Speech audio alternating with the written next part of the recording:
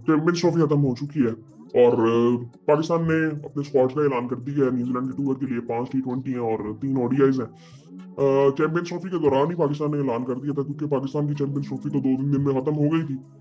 और T20 cricket की हम बात कर चुके हैं कि T20 का स्क्वाड कैसा है। बड़ी उस पर आई थिंक लंबी डिस्कशन हम कर चुके हैं।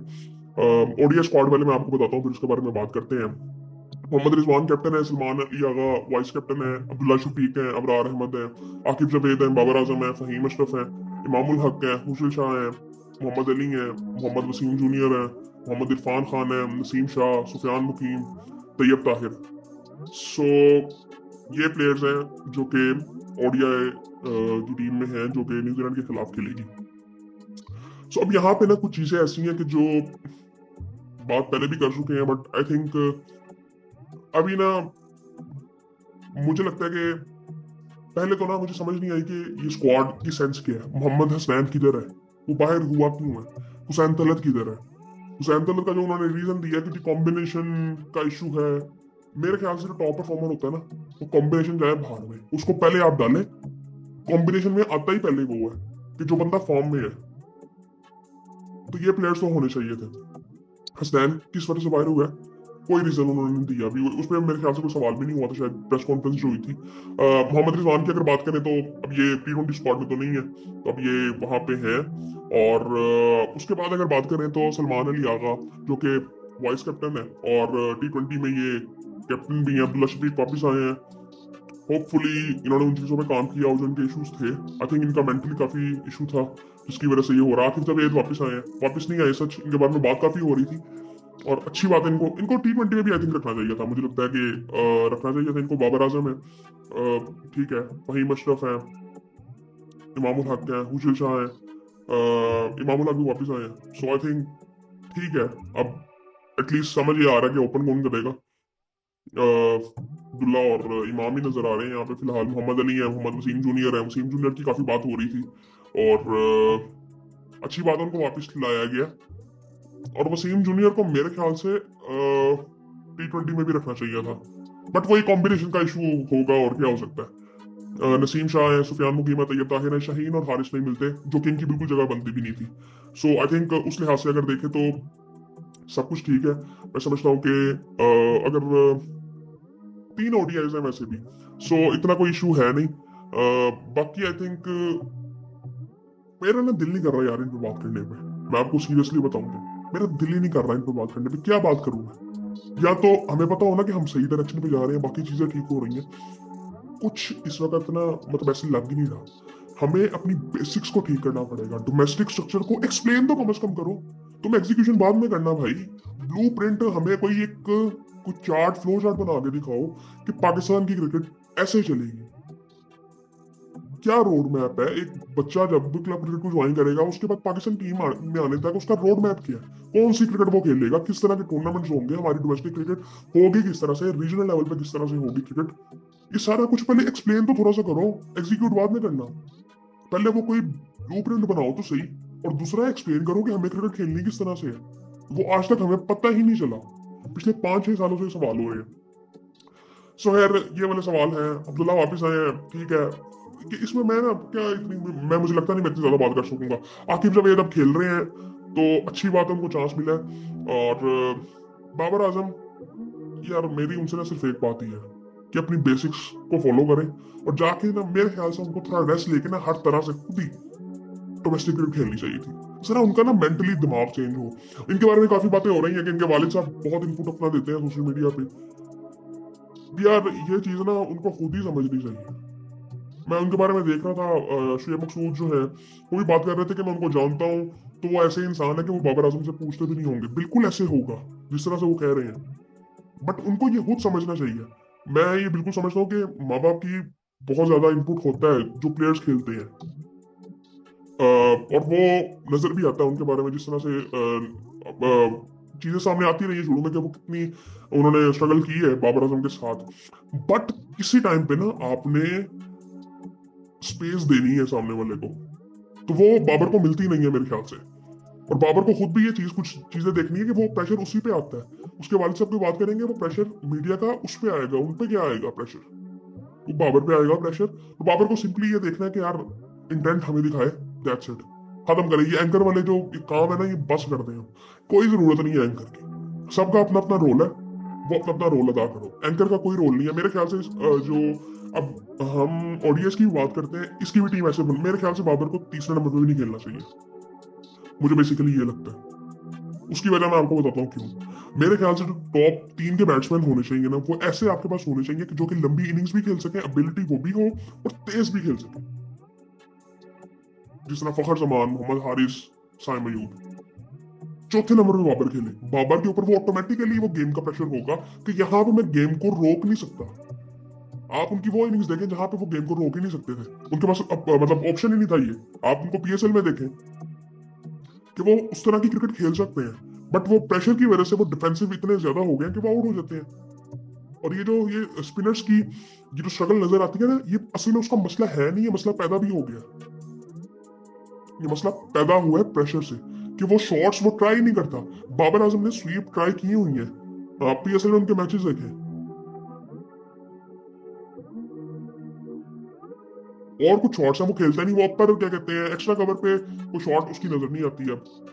अपर कट, वो अपर कट में छक्के लगाता था पहले, वो कहाँ है उसकी वो शॉट्स। तो वो कॉन्फिडेंस की कमी है सारी, उस बंदे में प्रेशर इतना ज्यादा मेंटली, और वो मैनेज इनको करना ही नहीं आता। मैं फिर वही बात करता हूँ कि हमारे जो क्रिकेटर्स हैं उनके बैकग्राउंड ऐसे ही होते हैं कि वो कोई ऐसे घरों से, पढ़े लिखे घरों से नहीं आ रहे होते कि जहाँ पे उनका इंटेलेक्चुअल लेवल आई थिंक बेहतर हो सके, जहाँ पे वो सोच सके कि मैंने अपने आप को बेहतर कैसे करना है। और एक ना हमारे अंदर एक चीज ये भी है कि जी यार हमें ना सब कुछ पता है, हमने सीखना कुछ नहीं है।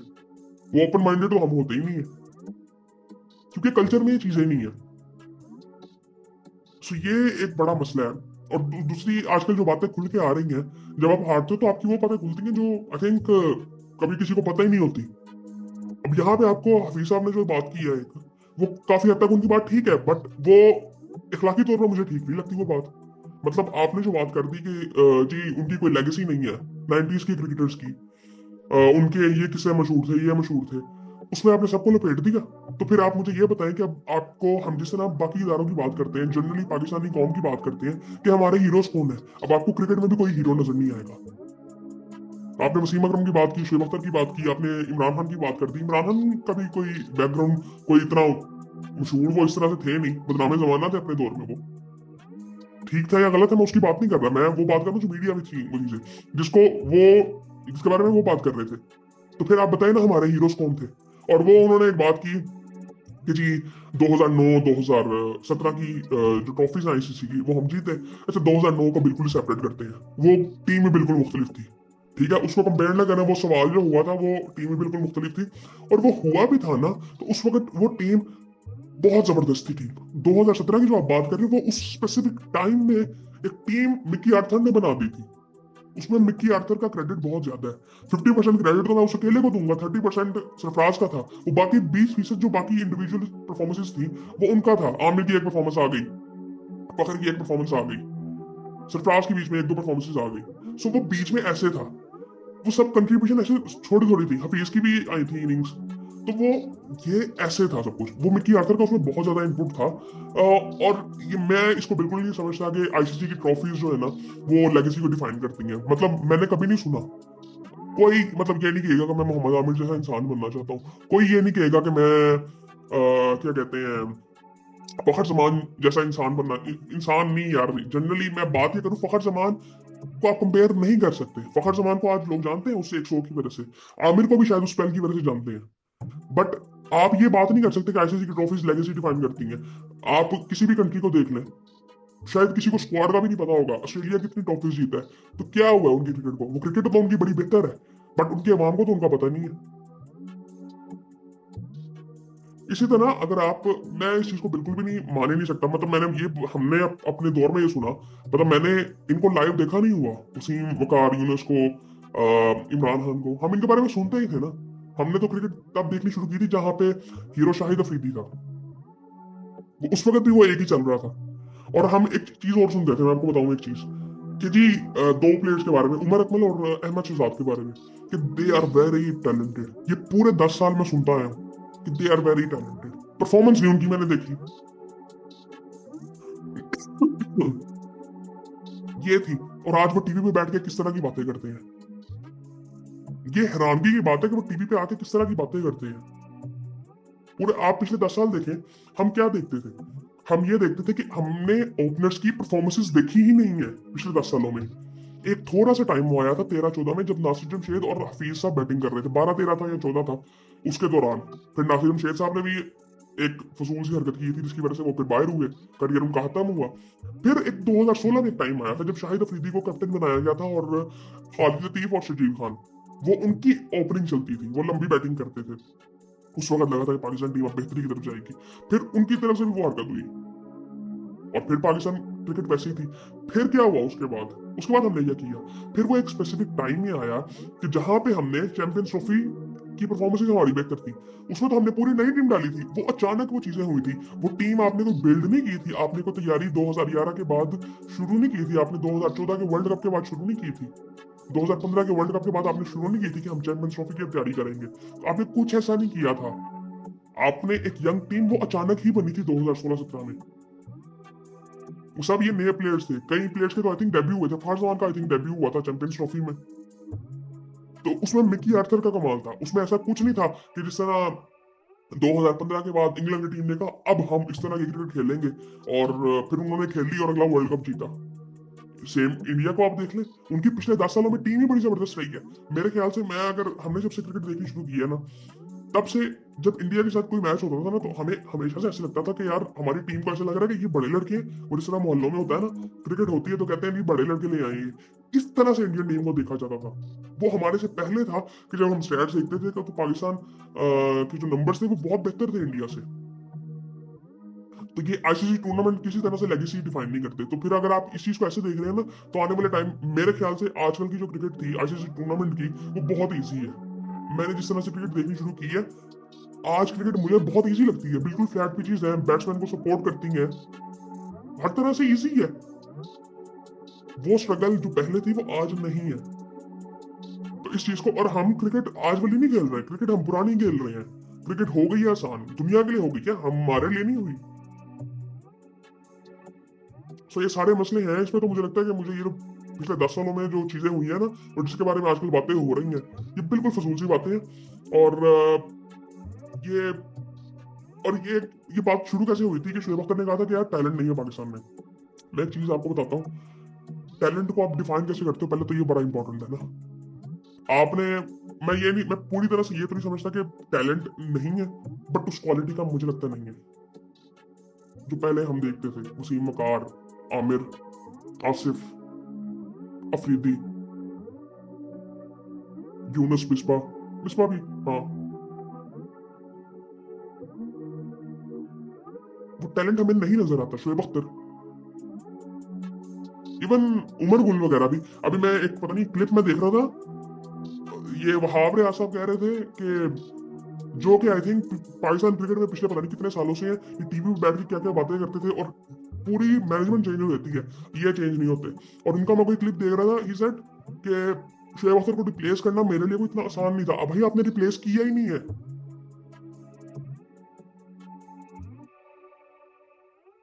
उस बंदे को वो एक स्पेल की वजह से, वो 3-4 बॉलें उसने कर दी थी वो एक स्पेल में, दैट्स इट। क्या स्पेल है? उस बंदे का तो कंट्रोल ही नहीं था, वो जितने वो रन खाता था। तो आपने किसी तरह से उसको रिप्लेस नहीं किया था। तो ये बात अपनी गलत फहमी जो है जहन से निकाल लें। एक तो ना, मैं एक चीज बताता हूँ आपको, हम जनरली किसी की इज्जत नहीं करते। वैसे तो ये क्रिकेटर्स भी किसी की इज्जत नहीं करते एक दूसरे की, एज अ कॉम भी नहीं हम करते, क्योंकि ये हम में से निकले हुए लोग हैं। हम ना किसी की इज्जत करते हैं, इसलिए हमें इज्जत मिलती भी नहीं है। तो इसका मतलब हमारे पास हीरोज तो अब क्रिकेट में भी नहीं रह गए। फीस भाई ने डिफाइन कर दिया हर तरह से कि हमारे पास अब क्रिकेटर्स भी नहीं है जिनको हम हीरो कह सके, जो एंगल, जिस एंगल से बात उन्होंने की है। सो आई थिंक मैं बस उम्मीद अब इस चीज की कर रहा हूँ। और इससे एक चीज और भी समझ आती है हमें कि जरूरी नहीं है कि आपकी टीम में सारे मैच विनर्स हो तो आप जीतोगे टूर्नामेंट्स। जो ऐसी टूर्नामेंट्स की बात की जा रही है आजकल, आई डोंट थिंक सो। वो कंपेटिटिव क्रिकेट आजकल है ही नहीं। ये सारा कमर्शियल आई थिंक सेंस बनाने के लिए सब कुछ किया जाता है। सो आई थिंक मैं ये समझता हूँ कि उसमें इखलाकियात की तो बात ही नहीं है, बात ही ना। इखलाकियात की हम कहाँ बात करते हैं, मैच स्पोर्ट्स स्पिरिट की कहाँ बात करते हैं। वो अब ऑटोमेटिकली नहीं रह गई। हम सिर्फ अपनी मेहमान नवाजी बेच रहे हैं कि वी आर हॉस्पिटेबल। हम मैच के दौरान भी ऐसे करते हैं।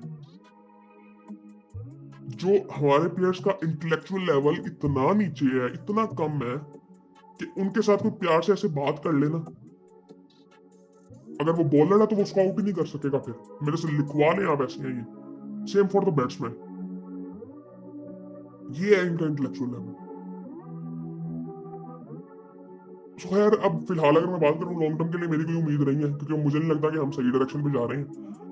बहुत सी चीजें अभी भी गलत है, और मुझे कोई ऐसी उम्मीद है भी नहीं। मुझे लगता है कि बड़ा स्लो प्रोसेस होगा। शायद कभी हम चीजों को सिंपल रखें। हम आसान चीज को मुश्किल कर देते हैं, वो हम हर चीज में ही करते हैं। सो चीजें बड़ी सिंपल है, और आई थिंक कभी ऐसा हुआ कि हम उन प्रोसेस को फॉलो करें, क्रिकेट में नहीं, जनरली किसी भी चीज में। हमारे हर इदारे का मसला ये है। मैं हमेशा ये बात करता हूँ, आप क्या समझते हैं कि हमारे मुल्क में कौन सी चीज बेहतर चल रही है? आपको पता है क्या बेहतर चल रही है? म्यूजिक, किसी हद तक। क्यों? उसमें कोई इन्फ्लुएंस नहीं है किसी और चीज का, पॉलिटिक्स का, एस्टेब्लिशमेंट का, किसी तरह का कोई इन्फ्लुएंस नहीं है ना। इस वजह से वो बेहतर चल रही है। उसको जो चला रहे हैं लोग, वो प्राइवेट इदारे हैं, प्राइवेट इंस्टीट्यूशन है, इंडिविजुअल लोग हैं। इस वजह से ड्रामों में भी इन्फ्लुएंस आपका नजर आता है। बाहर अभी दुनिया तो कहती है कि हमारे ड्रामे बहुत अच्छे हैं, ओएसटीज की वजह से भी कहती है, but I don't think so कि वो अभी स्टोरीज उस तरह से आ रही हैं। हर चैनल की मैं बात कर रहा हूँ, ओवरऑल मोस्टली ऐसे ही है, लेकिन एक दो चैनल ऐसे आए जिसपे ऐसा कुछ शुरू हुआ। बट अभी वो मैं ये नहीं समझता कि हम बहुत बेहतर कंटेंट क्रिएट कर रहे हैं इस तरह से भी। और म्यूजिक अभी तक बचा हुआ है। क्रिकेट में भी हमें पता है कितना इन्फ्लुएंस है हर इदारे की तरह। सो आई थिंक ये चीजें चलती रहेंगी, और मैं सिर्फ ये कहता हूँ कि कभी ना कभी बस आप ना जनरली क्रिकेट को एंजॉय करो। ये इन चक्रों में पड़ना ही नहीं चाहिए। थोड़ी बहुत बात करें हम, और आई थिंक ये मैं तो एक समझता हूँ कि इनके बारे में बात करके ना अपनी मेंटल हेल्थ खराब करने वाली बात है। उन पे असर कोई नहीं होना। और ये तो हम चीज देखते हैं ना कि जो लोग टीवी पे आके बातें करते रहे हैं, जब वो उनको मौका मिलता है तो वो भी वही करते हैं। वो कुछ नया नहीं करते। आकिब जब ये सब कैसी बातें करते थे, वो भी वो किया उन्होंने। और दूसरी एक चीज ये कि जब आपके पास नौकरी, ये सब मुझे लगता है कि सब लोग ना नौकरी चाहते हैं। जब इनको नौकरी मिलती है, कुछ नहीं, कोई कुछ नहीं करता।